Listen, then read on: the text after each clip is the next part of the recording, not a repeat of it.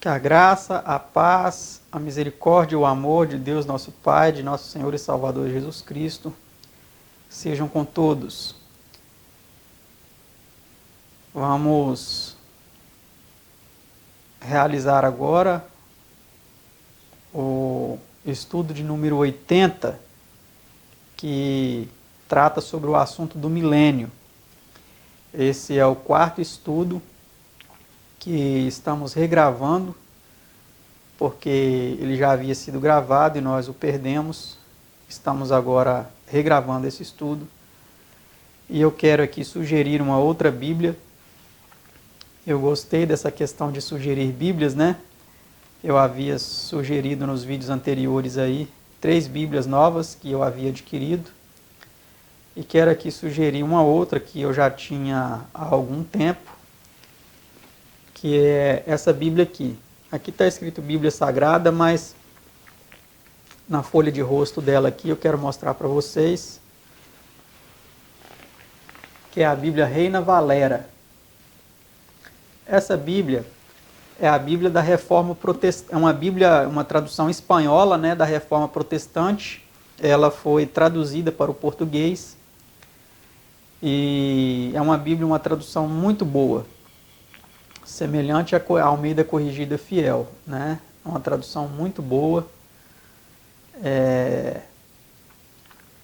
muito fiel também à original, aos manuscritos, né, originais, os mais originais que existem, né? E eu recomendo que aqueles que gostam aí de estudar a Bíblia também possuam uma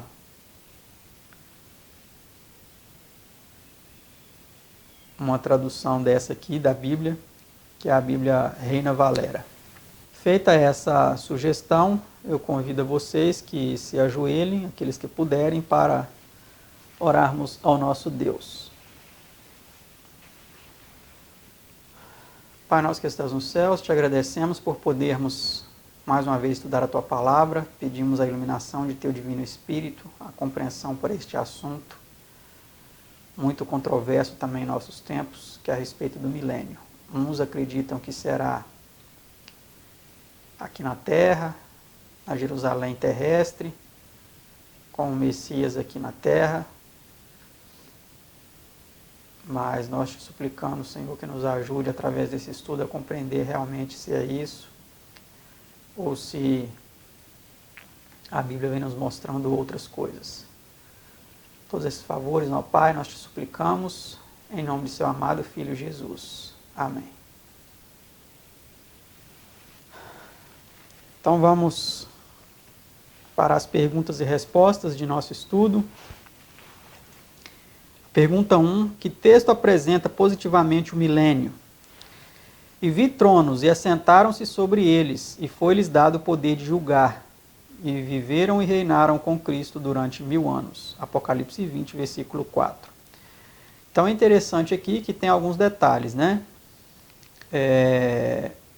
Os salvos, eles sentarão em tronos, terão o poder de julgar e vão viver e reinar com Cristo durante 1000 anos. Será que isso vai acontecer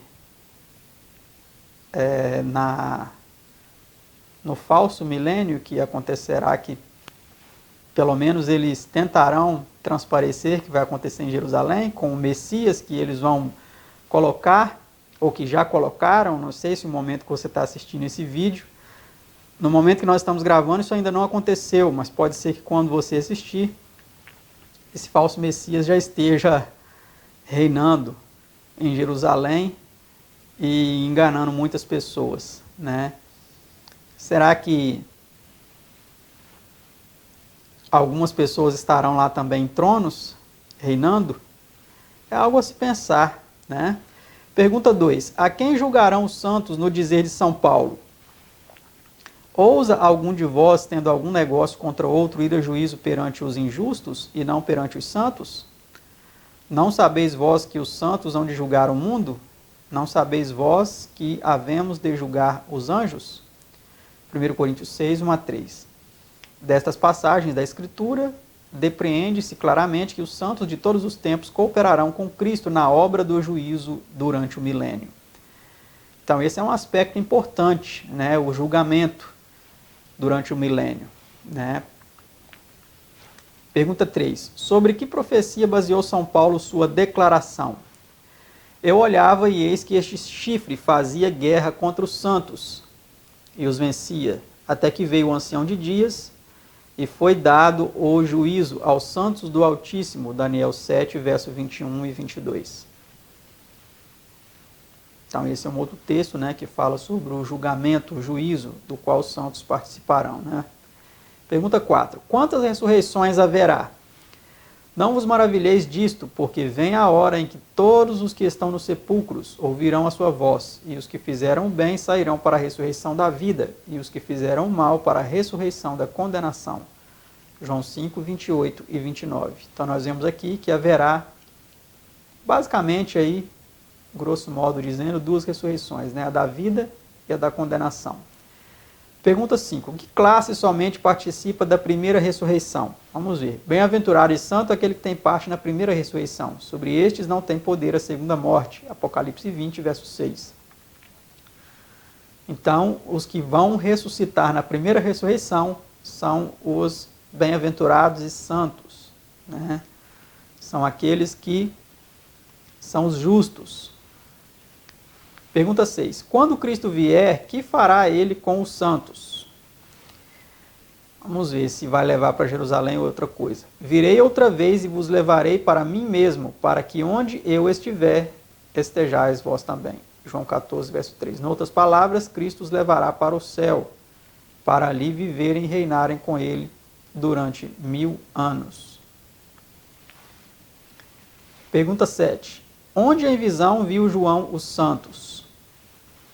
Depois dessas coisas olhei, e eis aqui uma multidão, a qual ninguém podia contar, de todas as nações e tribos, e povos e línguas, que estavam diante do trono e perante o Cordeiro, trajando vestes brancas e com palmas nas suas mãos. Apocalipse 7, verso 9. Interessante, né? Esse cenário, todos esses detalhes envolvendo essa questão. Vamos para a nota aí desta resposta. Este texto mostra claramente que os justos são todos levados para o céu logo após a primeira ressurreição. E isto está de acordo com as palavras de Cristo em João 14, 1 a 3, onde diz: Vou preparar-vos lugar. E se eu for e vos preparar lugar, virei outra vez. Note que ele está falando, se eu for, ele estava indo na sua ascensão, Jesus estava voltando para os céus, né? E ele diz, se eu for e vos preparar lugar, virei outra vez, né? Então ele voltaria a essa terra e vos levarei para mim mesmo, ou seja, para o local onde ele preparou essas mansões, né? Para que onde eu estiver, estejais vós também. Pedro quis acompanhar a Jesus àquelas mansões, mas Jesus lhe respondeu, para onde eu vou não pode agora seguir-me, mas depois me seguirás. Olha que interessante, João 13, 36. Isso esclarece que quando Cristo voltar à terra para receber o seu povo, ele os levará para a casa de seu Pai no céu. Então isso é muito simples de se entender nas Escrituras, né? Mas os indoutos, os inconstantes, eles estão torcendo essas coisas, né? Para parecer que o milênio será aqui na terra. Pergunta 8. O que acontecerá aos ímpios vivos quando Cristo vier? E como aconteceu nos dias de Noé, assim será também nos dias do Filho do Homem. Comiam, bebiam, casavam e davam-se em casamento, até o dia em que Noé entrou na arca e veio o dilúvio e os consumiu a todos. Como também da mesma maneira aconteceu nos dias de Ló. Comiam, bebiam, compravam, vendiam, plantavam e edificavam. Mas no dia em que Ló saiu de Sodoma, choveu do céu fogo e enxofre e os consumiu a todos. Assim será no dia em que o Filho do Homem se há de manifestar. São Lucas 17, 26 a 30. Nós vemos aí claramente, né, que as pessoas estarão envolvidas nos prazeres terrenos, única e exclusivamente pensando nesses prazeres, né, sem considerar aí a brevidade do tempo da volta de Cristo. E quando menos esperarem, a destruição virá sobre todos eles. Pergunta 9. Que diz a esse respeito o apóstolo São Paulo? Pois que quando disserem a paz e segurança, então lhes sobrevirá repentina destruição, e de modo nenhum escaparão. 1 Tessalonicenses 5, verso 3. Quando Cristo vier, os justos serão libertados e levados para o céu, e todos os ímpios vivos serão subitamente destruídos, como foram por ocasião do dilúvio. Para mais provas, vê 2 Tessalonicenses 1, 7 a 9, Apocalipse 6, 14 a 17, 19, 11 a 21 e Jeremias 25, 30 a 33. Não haverá ressurreição geral dos ímpios, senão ao fim do milênio. Isso deixará a terra desolada e sem um habitante humano durante esse período. Então nós percebemos aqui, meus amados, que é muito simples, né? Muito claro de se entender. Estudem essas passagens depois que nós apontamos aqui, para que vocês entendam de forma mais nítida, mais clara, segundo o testemunho bíblico, se essas coisas realmente serão assim. Pergunta 10.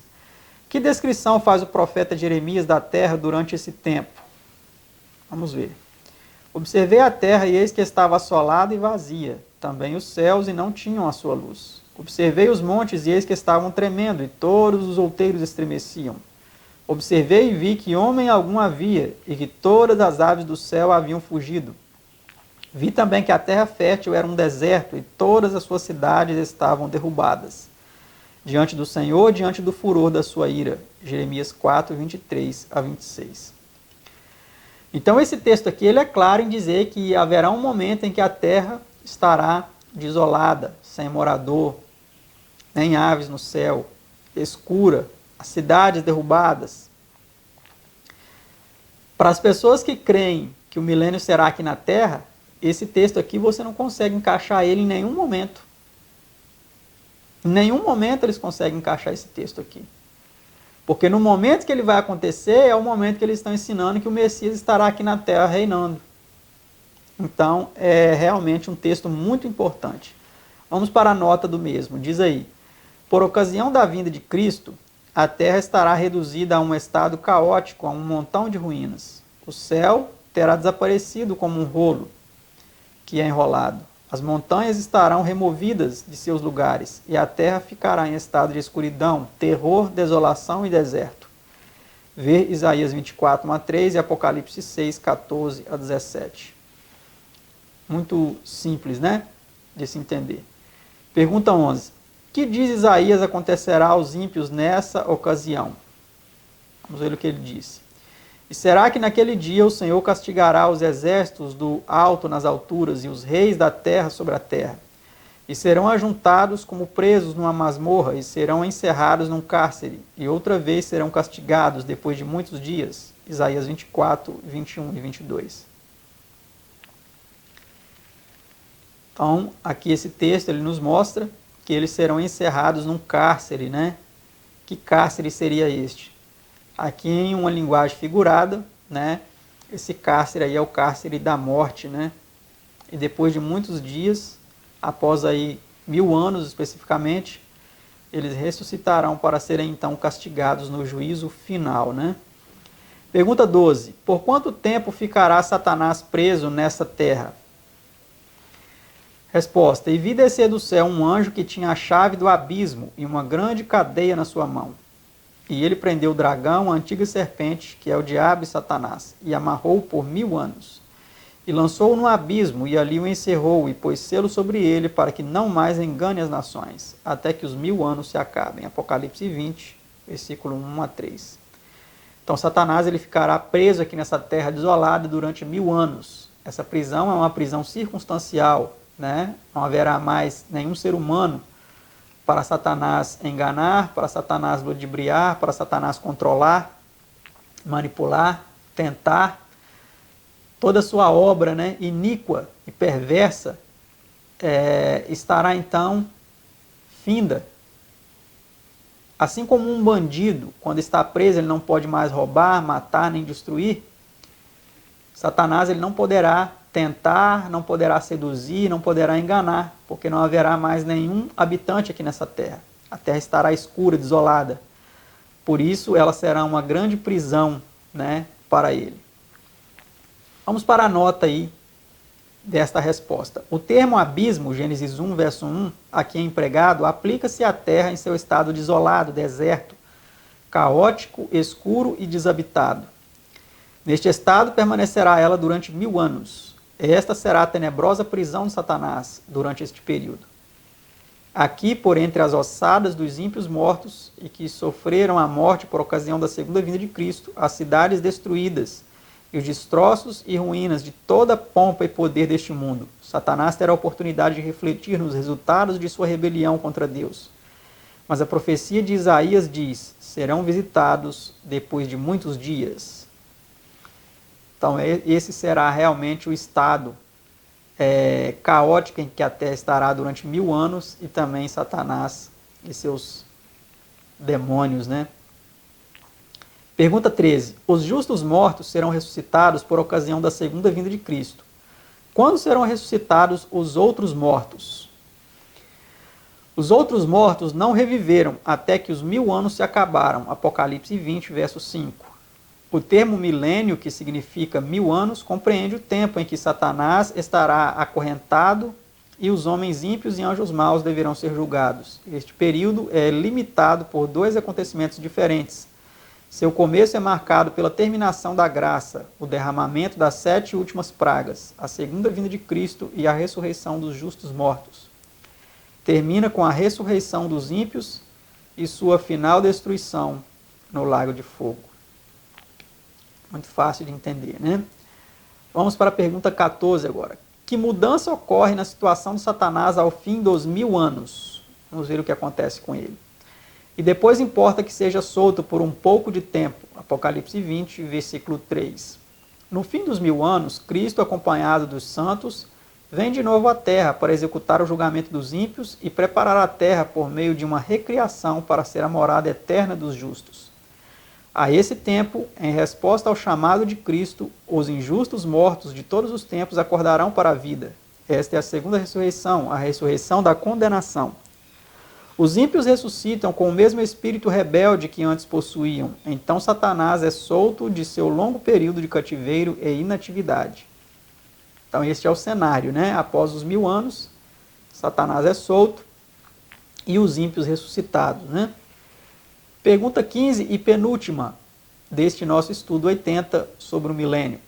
Logo que os ímpios são ressuscitados, o que começa Satanás a fazer? Vamos ver então como ele reiniciará a sua obra de engano, né?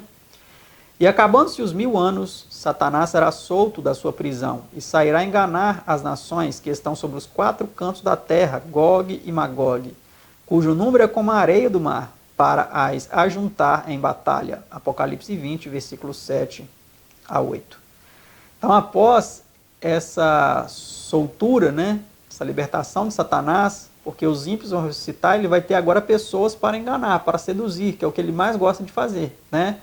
Assim como nós demos a ilustração anterior, o bandido, ele só vai roubar se tiver alguém para ele roubar. Ele só vai matar se tiver alguém vivo para ele matar. Não é verdade? Isso é óbvio, é lógico. Da mesma forma, Satanás só vai ter alguém para enganar se os ímpios ressuscitarem.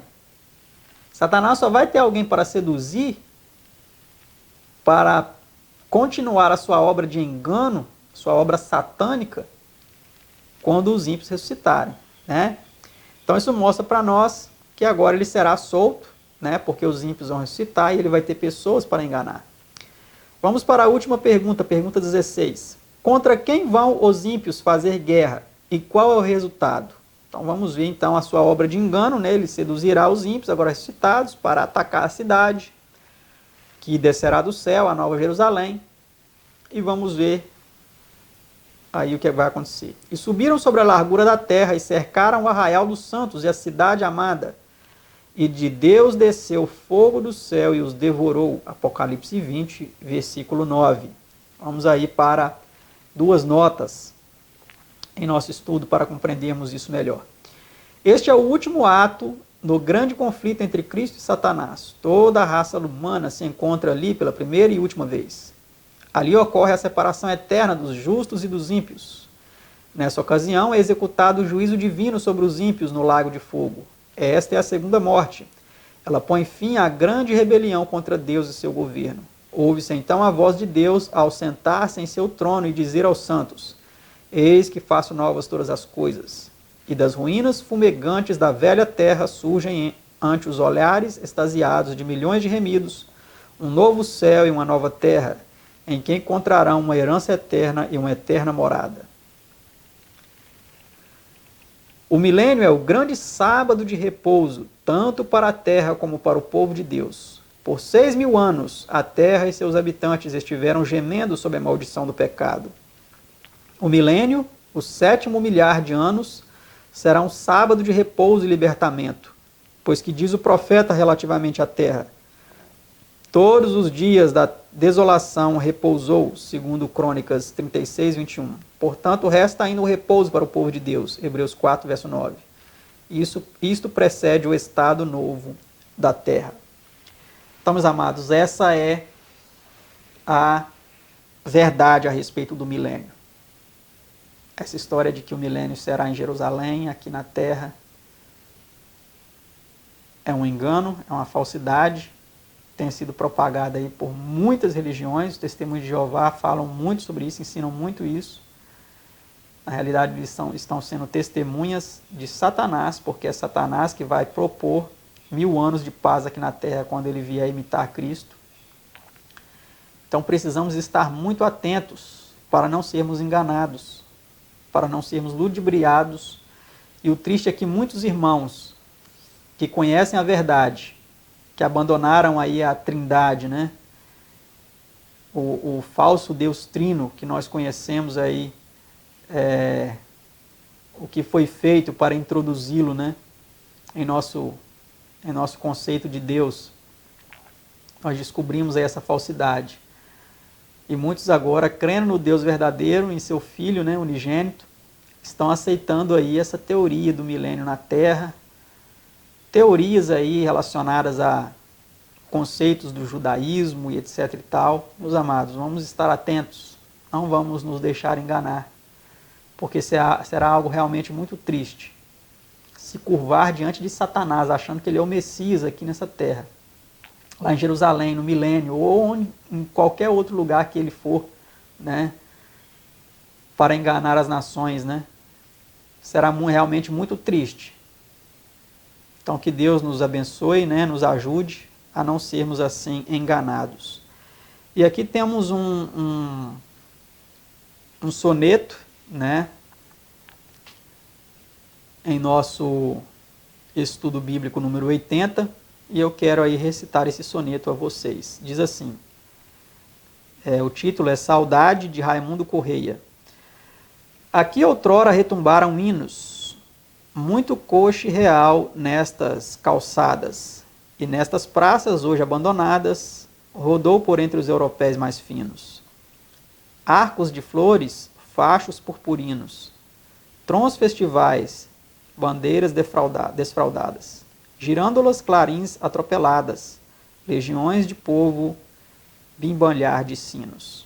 Tudo passou, mas dessas arcarias negras e destes torreões medonhos, alguém se assenta sobre as lajes frias, e em torno dos olhos úmidos tristonhos, espraia e chora como Jeremias sobre a Jerusalém de tantos sonhos.